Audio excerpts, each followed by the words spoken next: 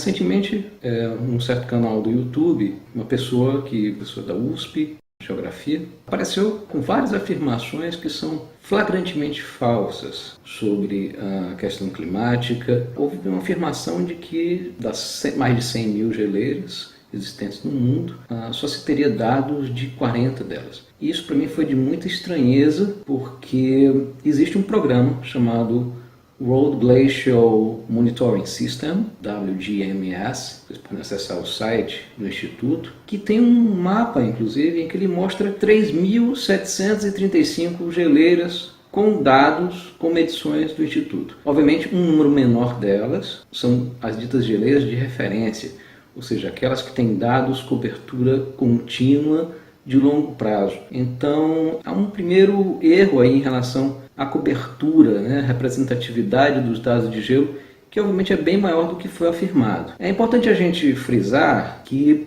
os pesquisadores, até porque não existe de fato condição de ficar mandando pessoas para todas as principais geleiras do mundo e fazer medições em loco, né, os pesquisadores eles procuram correlações estatísticas entre dados de geleiras para ver quais aquelas que são mais representativas. E aí existe, né, todo um conjunto de base estatística para mostrar que um número menor de geleiras é representativo do conjunto. Todas essas informações elas podem ser checadas diretamente no site do WGMS e é muito estranho, na verdade, que alguém que se diga pesquisador, cientista da área, não tenha acessado e muito menos mostrado para o público a possibilidade de acesso a essa informação, que essa é uma coisa fundamental.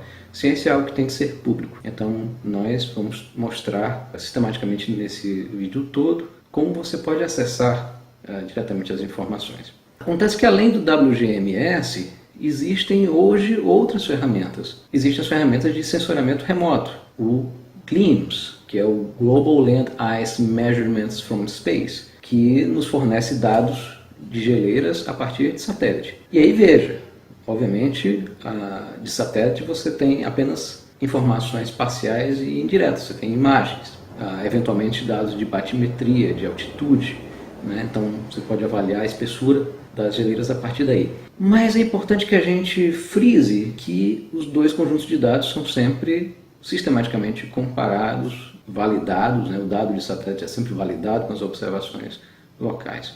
E o que é que os dados do GLIMS mostram? Nós temos aí, desde anos 60 até agora, dados tanto da mudança anual de espessura das geleiras, metros por ano, como a mudança, né, acumulada de espessura.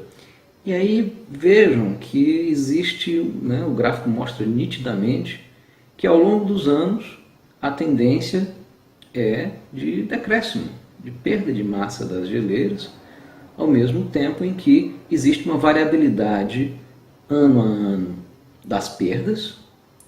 Poucos anos mostram ganhos, na realidade desde o ano da explosão do Pinatubo, e os vulcões provocam um ligeiro resfriamento no clima por conta das emissões de aerossóis para a estratosfera, mas com exceção do ano de explosão do Pinatubo, todos os anos seguintes foram de perda muito significativa, de mais de 0,2 metros por ano. O valor acumulado é de 8 metros, então nós temos uma perda bastante significativa em média do conjunto das geleiras, é um recuo global, isso está bem mostrado nos dados do GLIMS.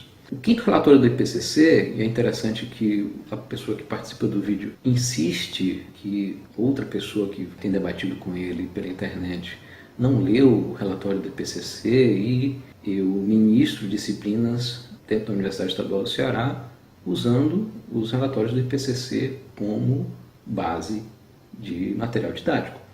Então percebam que os relatórios do IPCC contam uma história bem diferente dessa de baixa representatividade. Pelo contrário, né? O IPCC usa um inventário que, segundo ele, cobre hoje praticamente todas as geleiras do mundo. Na época do quarto relatório do IPCC, essa cobertura era de cerca de 40%. Hoje ela simplesmente atingiu 100% das geleiras globais. E a partir disso é possível fazer uma avaliação da perda de massa dessas geleiras. As conclusões que o quinto relatório do IPCC mostra são muito nítidas, são de recuo generalizado das geleiras do planeta. Para se ter uma ideia, são 226 bilhões de toneladas de gelo perdidos por ano entre 71 e 2009, em média. Mas pior, com uma tendência à aceleração. O período de 2005 a 2009, por exemplo, teve 301 bilhões de toneladas perdidas de gelo por ano.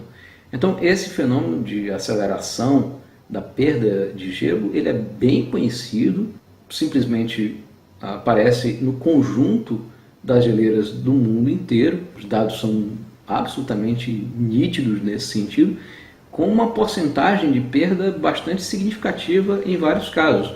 Geleiras de diversos locais, por exemplo, têm perdido mais do que 1% de sua massa por ano. Isso realmente não é pouca coisa. Então esse é o primeiro dado que eu olho com bastante estranheza, essa informação que eu olho com bastante estranheza no pronunciamento do professor Ricardo Felício. Então isso precisa ser corrigido e dito ao público. Não, não é verdade. As geleiras são bem monitoradas em seu conjunto. Hoje nós temos satélites que olham o globo inteiro.